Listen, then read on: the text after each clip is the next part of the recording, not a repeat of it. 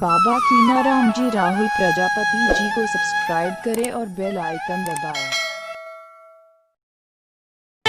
रच रच धोवनी है सखिया बदनवा पियस कराई बोने बनवा ठीक 2 साल बाद अवतारे घरवा दुबई से हमारो सजनवा। अब ना छुपाऊंगा सबको बताऊंगा तुझको कसम से मैं अपना बनाऊंगा तू है सनम मेरा प्यार ओए मेरा दिल तेरा आशिक। तसल फेंकी चली हलास ससक हमारा साथ में सखी के बारात में तसल फेंकी चली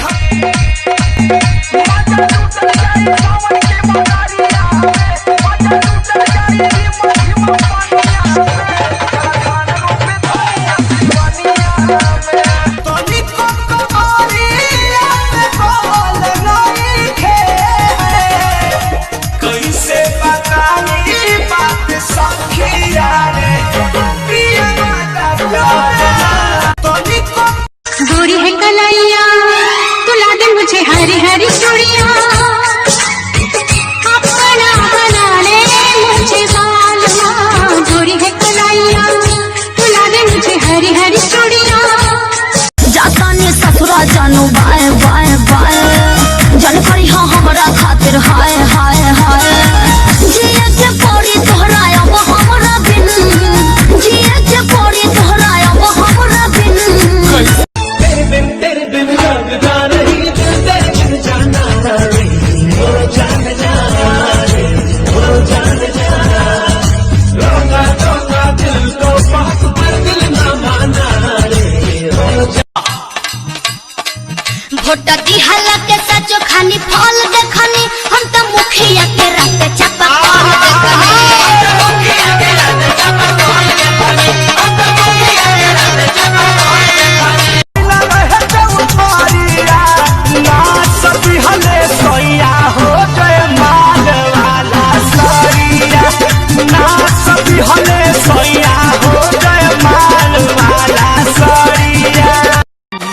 जब दिल लगता है मेरी सोची होता है तुम दिल में कहीं छुप के बैठे हो मेरे जानम। हतनी मुहेरी ओल देखनी हम तो जलुआ के साथ परवाल देखनी हम तो मुखिया के रात चपा कॉल देखनी। बोलना है मना लब खोलना है मना दो मुंह वाली छुरी ये दुनिया है सबसे बुरी।